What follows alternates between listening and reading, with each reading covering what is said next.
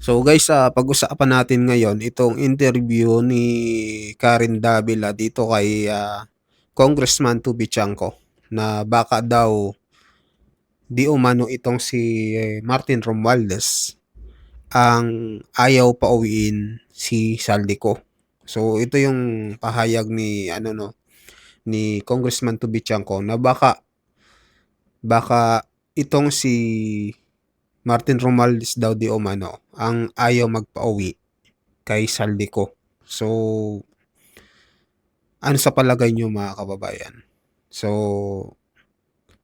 totoo kaya ito?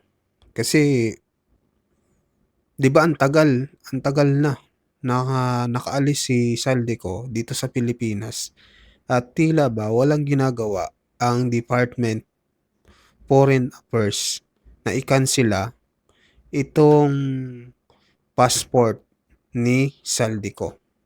At sabi dito ni Congressman Toby Chanco, baka maniwala na daw siya na kapag nitong December at sumunod pang taon ay hindi mapauwi si Saldico, ay naniniwala na siya na baka si Martin Romualdez nga ang ayaw magpauwi di umano dito kay Saldico. So, pakinggan natin mga kababayan itong interview kay Congressman Toby Chanco. Bakit hindi niya ginagawa? Oh, so ang tanong, hindi niya i-cancel ngayon.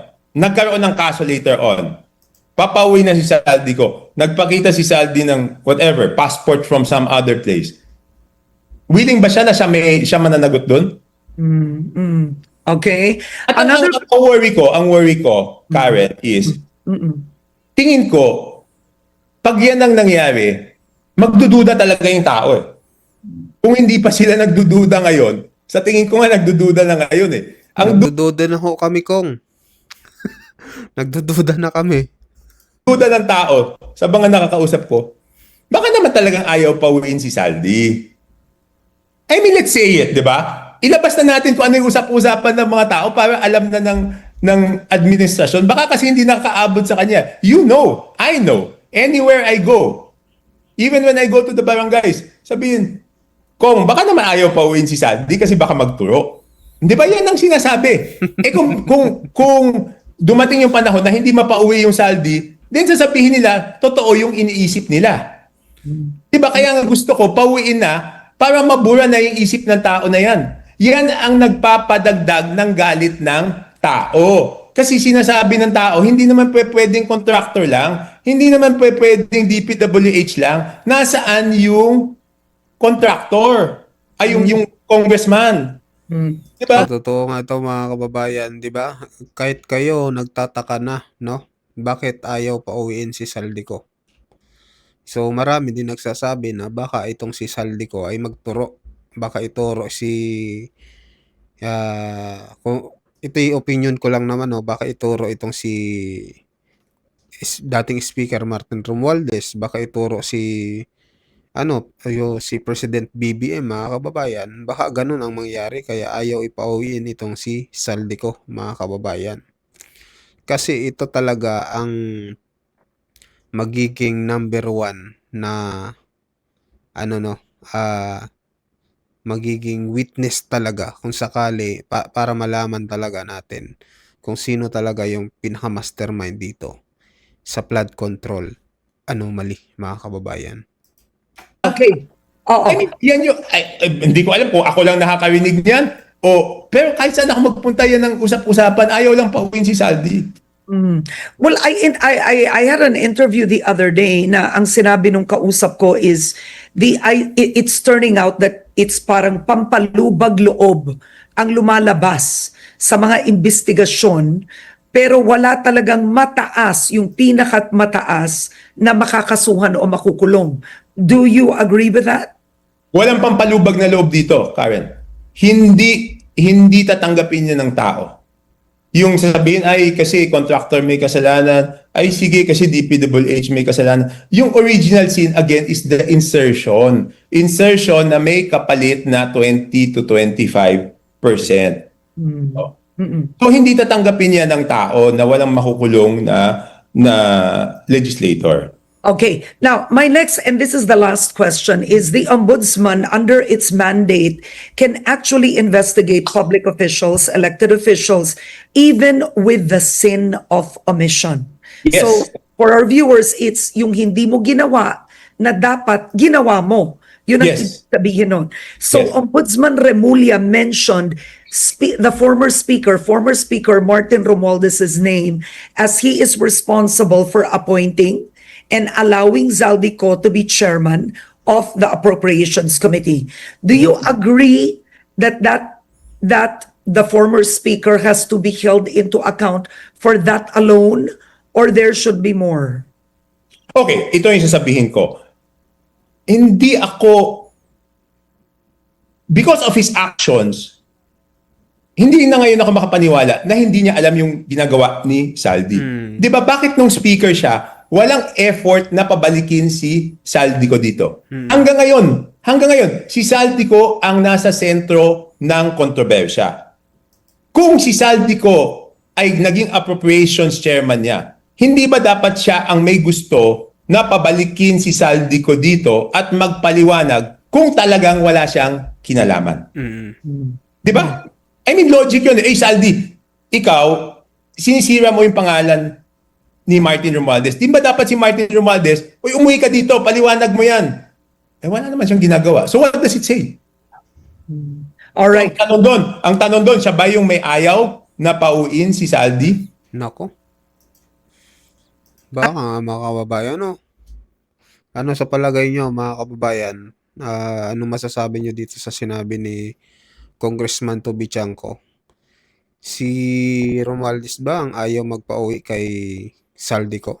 So, ito may question mark naman tong sinabi ni Congressman Toby Chanco. So, ano sa palagay nyo? Kasi ang ano, no, ang parang untouchable si Saldico, mga kababayan. Bakit ganun? Hindi man lang makancel-cancel yung ano ni Saldico, yung passport. Bakit hanggang ngayon ay nakakagala pa rin siya sa iba't ibang bansa? Samantalang nung hinuli si Tebes, kung maaalala nyo, si Tebes, sino pa ba yun, si Alice Cuo, ang bilis nilang nahanap at ang bilis nilang naipakansila, mga kabayan, di ba?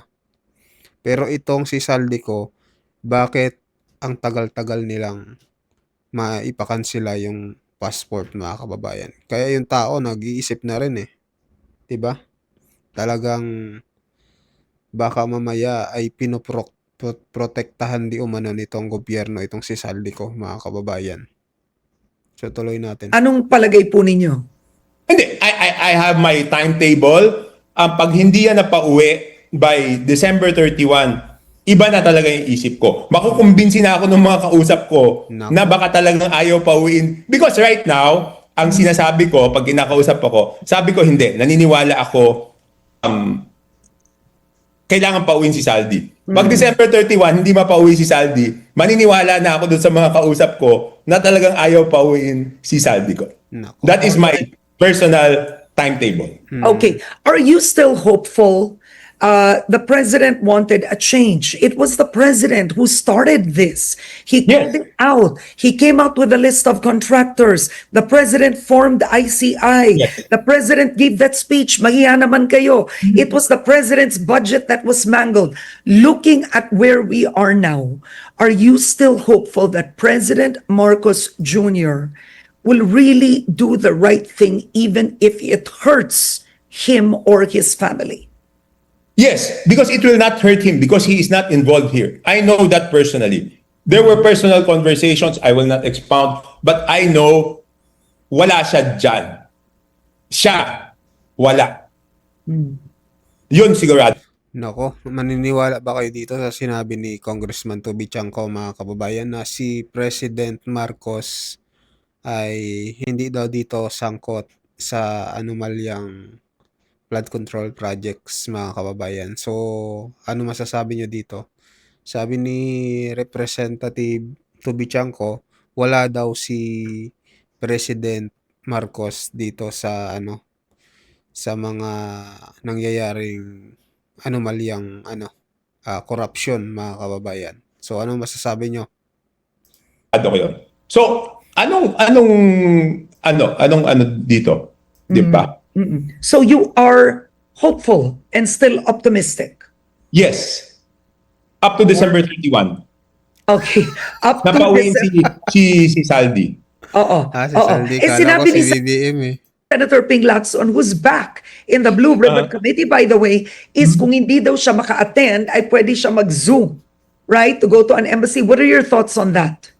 Just quick. I will not comment on that because that's a decision of the Senate, no? Pero ang point ko lang ganito, no? Nakita natin, yung gobyerno, di ba pag nakikita mo isang tao, walang balak umuwi. Di ba dapat mas porsigido ka na ibalik siya dito? Kasi nung sa House sabi niya may sakit, hindi naman nagpakita ng medical certificate. Ngayon sinasabi security threat, di ba? Sinabi ba ng PNP, ng NBI, ng NSA na may security threat? At kung security threat man yan, that is not reason not to answer charges, di ba? Walang batas na nagsasabi pag may security threat, exempted ka magsagot ng mga paratang sa'yo. All right.